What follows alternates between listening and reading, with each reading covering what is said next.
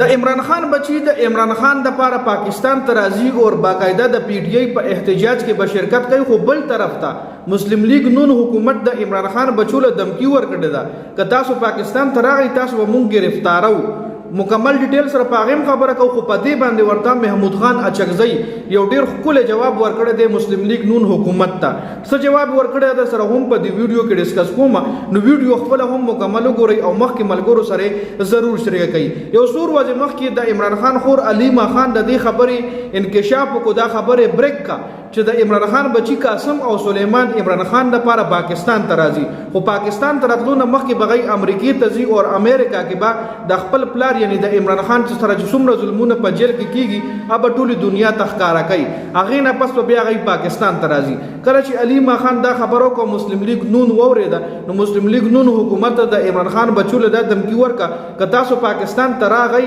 او تاسو د پاکستان د پی ټی آی په احتجاج کې شرکت وکړو یا د پاکستان سیاسي حالاتو کې تاسو مداخلت وکړو، نو موږ به تاسو گرفتاری کوو، موږ به تاسو جیل ته ورچو او بیا به د یو کې امبیسي تاسو موږ نه بازیاب کوي، بیا به تاسو د یو کې امبیسي په تر باندې د پاکستان نه بازیاب کیږي. دا غټه دمکی ول د مسلم لیگ نون حکومت ورکړی و. نو په دې دمکی باندې محمود خان اچکزئی مسلم لیگ نون حکومت ته یو قرار جواب ورکړی دی. عمران خان وای دوړه بچی چې کم دی وای کاغی د هر ملک نه تعلق لري، د هر ملک شهریان دي، خو د خپل پلار د پاره راتلل د غي حق جوړیږي چې خپل پلار د پاره راشي پاکستان ته. دا محمود خان اچکزئی وای. محمود خان اچکزئی مزید ویل دي چې پاکستان کې پر امن ځای کې احتجاج کې ودرېدل هم د غي حق دی، چې پر امن ځای کې ودرېږي پر امن احتجاج وکړي نو دا د غي حق دی. د خپل پلار د پاره پاکستان ته راتلل او پر امن احتجاج کې ودرېدل پر امن احتجاج کول د غي حق دی. دا محمود خان اچکزئی وای.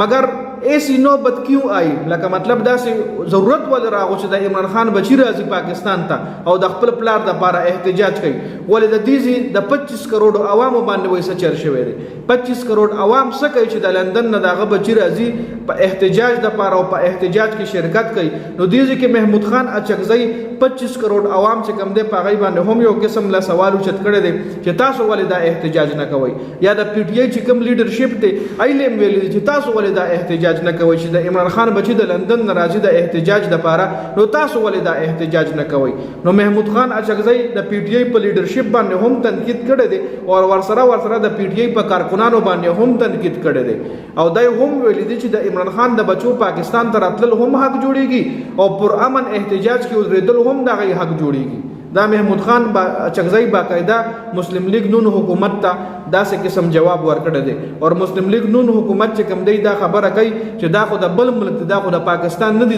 د پاکستان سیاست کې کار ولې لري. نو خیر دا په دې ویډیو کې اپډیټ شو، دې حواله سره تاسو سره لري کمنټ لازمي وکړئ.